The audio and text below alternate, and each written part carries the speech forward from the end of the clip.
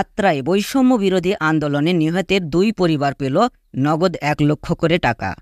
সামান্য অনুদান 1 লক্ষ টাকা আছে। আল্লাহু আকবার। প্রতিদিনে আমরা এই পরিবারের পাশে থাকব। উক্ত নগদ অর্থ প্রদান করেন জনাব মোহাম্মদ আব্দুর রকিব, জামাতি ইসলাম বাংলাদেশ নওগাঁ পূর্ব শাখা এবং জনাব মোহাম্মদ খবিরুল ইসলাম, জামাতি ইসলাম বাংলাদেশ আত্রাই উপজেলা শাখা 4 নং পাচুপুর ইউনিয়ন চেয়ারম্যান, আত্রাই নওগাঁ। বৈষম্য বিরোধী আন্দোলনের সময় আত্রাই উপজেলার বিশা ইউনিয়নের শ্রীধরগুন্নয় গ্রামের মোহাম্মদ আবেদ আলীর ছেলে শাকিল আনোয়ার এবং শাহগোলা ইউনিয়নের তারাটিয়া গ্রামের আবু জাফরের ছেলে শেখ ফাহমিন জাফর পুলিশের গুলিতে আহত হয়ে মারা যান। খবরটি গণমাধ্যম মারফত জানতে পেরে শোকাহত পরিবারের খোঁজ খবর নিতে সেখানে গিয়ে উপস্থিত হন জামাতি ইসলাম বাংলাদেশ নওগাঁ পূর্ব শাখা আমির জনাব মোহাম্মদ আব্দুর রকিব এবং আত্রাই উপজেলা শাখার আমির জনাব মোহাম্মদ খবিরুল ইসলাম সহ আত্রাই জামাতে ইসলামী বাংলাদেশের সকল কর্মীগণ। এ সময় আরও উপস্থিত ছিলেন শ্রীধরগুন্নয় গ্রামের এবং তারাটিয়া গ্রামের গণ্যমান্য ব্যক্তিবর্গ। শোকার্ত পরিবারকে সান্ত্বনা দেওয়ার জন্য সেখানে বক্তব্য রাখেন জামাতে ইসলাম বাংলাদেশ নওগাঁ পূর্ব শাখার আমির আব্দুর রকিব এবং আত্রাই উপজেলা শাখার আমির জনাব মোহাম্মদ খবিরুল ইসলাম সহ গণ্যমান্য ব্যক্তিবর্গ। বক্তব্য শেষে নিহতের 2 পরিবারকে নগদ 1 লক্ষ করে টাকা প্রদান করা হয়। টাকা প্রদান শেষে নিহতের আত্মার মাগফিরাত কামনা করে কবর জিয়ারত এবং দোয়া করা হয়। আল্লাহ শাসিমের মালিক, আল্লাহ আল্লাহ একটা কবরের পাশে দাঁড়িয়ে তোমাদের হাত তুলেছি। আল্লাহ তুমি সবই জানো, তুমি আলিমুল গায়ব। আল্লাহ তুমি এই কবরবাসীকে ক্ষমা করে দাও। আল্লাহ তার উপর তুমি রহম করো। আল্লাহ তার দেবদশায় ভুল ত্রুটি হলে তুমি ক্ষমা করে দিয়ে তাকে তুমি জান্নাতের মেহমান হিসেবে কবুল করো। আল্লাহ সে দেশের জন্য আল্লাহ জালেমের জুলমের বিরুদ্ধে কথা বলতে যে আল্লাহ আন্দোলনে শরিক হয়ে আল্লাহ সে জীবন দিয়েছে। আল্লাহ তার ভুল ত্রুটি ক্ষমা করে দিয়ে তার মৃত্যুকে তুমি শাহাদাতের মৃত্যু হিসেবে কবুল করো। বক্তব্য শেষে আমরা কথা বলেছি জনাব মোহাম্মদ আব্দুর রকিব এবং জনাব মোহাম্মদ খবিরুল ইসলামের সাথে। চলুন দেখে আসি সেই অংশটুকু। সুপ্রিয় দর্শক শ্রোতা, আমাদের সামনে বর্তমানে উপস্থিত রয়েছেন নওগাঁ জেলার বাংলাদেশ জামাতি ইসলামের আমির জনাব আব্দুর রকিব সাহেব এবং পাশাপাশি এখানে উপস্থিত রয়েছেন আত্রাই উপজেলা আমির জনাব মোহাম্মদ খবিরুল ইসলাম 4 নং পাচুপুর ইউনিয়ন চেয়ারম্যান। আমাদের সামনে যেই নওগাঁ জেলার আমির রয়েছেন তার কাছে আমরা কিছু প্রশ্ন করব এবং উত্তর জানার চেষ্টা করব। আসসালামু আলাইকুম। ওয়ালাইকুম সালাম। ভালো আছেন? জি আলহামদুলিল্লাহ। জি, আত্রাই উপজেলা বৈষম্য বিরোধী আন্দোলনে কতজন ছাত্র মারা গেছে? আমাদের কাছে মেসেজ 2 জন, অসংখ্য আহত আছে এবং উত্তরোত্তরের সংখ্যা বৃদ্ধি পাচ্ছে। জানি না আল্লাহ আগামীতে কাকে আবার শহীদের মর্যাদা দিবে। জি, ছাত্রদের বৈষম্য বিরোধী আন্দোলন এবং সরকারের পদত্যাগ কি চোখে দেখছেন?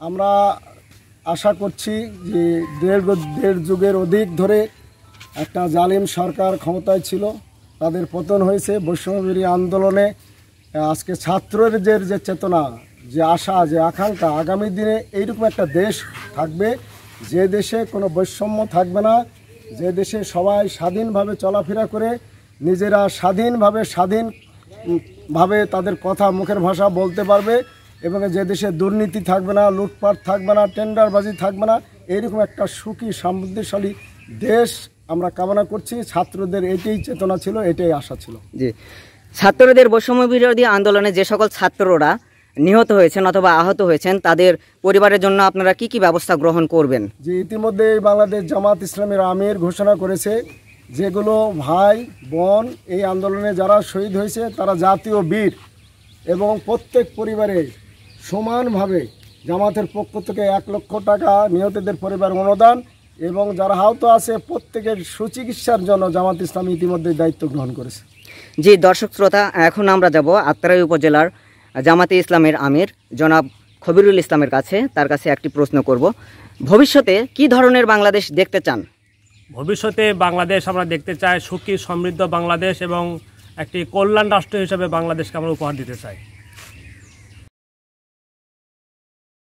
আমরা আসছি একজন ভাইয়ের কলিজার টুকরা সন্তান এই আন্দোলনে আত্মহুতি দিয়েছে, জীবন উৎসর্গ করেছে। আমরা তার সমবেদনা জানানোর জন্য তাদের পরিবারের পাশে দাঁড়ানোর জন্য, খোঁজ খবর নেওয়ার জন্য, আর শহীদের এই কবর জিয়ারতের জন্য। আমরা এক্ষুনি খুব সংক্ষেপ করে এখান থেকে যাব, কবর জিয়ারত করব। আমি সবাইকে উদ্যক্ত আহ্বান জানাই, আমার সাথে আপনারা থাকবেন। আমরা এই কবরটা জিয়ারত করে দোয়া করে আসবো। এতগুলো লোক আপনারা একত্রিত হয়েছেন, আর আমি এই গ্রামে মনে হচ্ছে আজকেই প্রথম।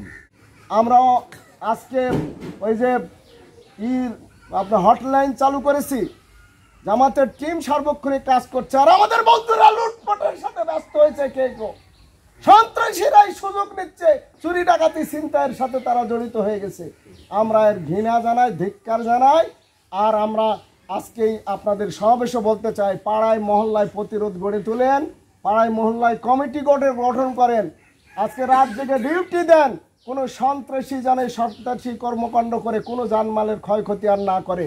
আজকে আবার এই দেশের ষড়যন্ত্র শেষ হয় নাই ভাইরা, আজও ষড়যন্ত্র চলছে। গতকাল জুডিশিয়াল ক্লিন করার চেষ্টা করা হয়েছে, সেটা ব্যর্থ হয়েছে।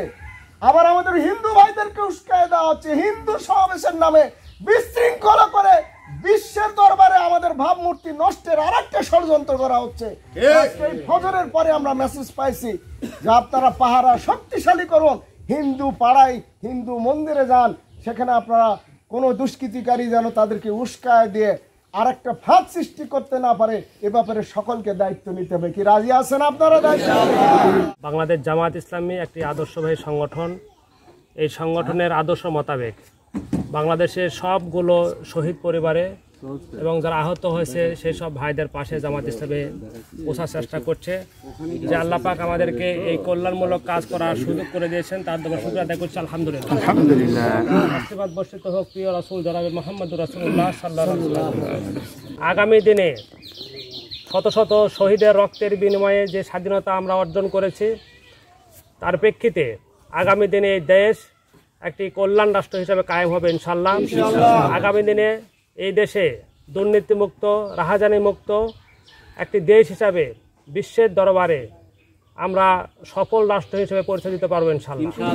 আমি সকলের কাছে উদাত্ত আহ্বান রাখছি, আসুন বাংলাদেশকে একটি কল্যাণ রাষ্ট্র হিসাবে গড়ে তোলার জন্য বাংলাদেশ জামাত ইসলামীর পতাকা তলে ঐক্যবদ্ধ হয়ে আগামী দিনে এই দেশ এবং জাতি রক্ষার জন্য আমরা সর্বাত্মক চেষ্টা করবো। আল্লাহ পাক তৌফিক দান করে আমিন। সকলকে অসংখ্য ধন্যবাদ জানিয়ে আমার সংক্ষিপ্ত কথা শেষ করছি। আসসালামু আলাইকুম ওয়া রাহমাতুল্লাহ।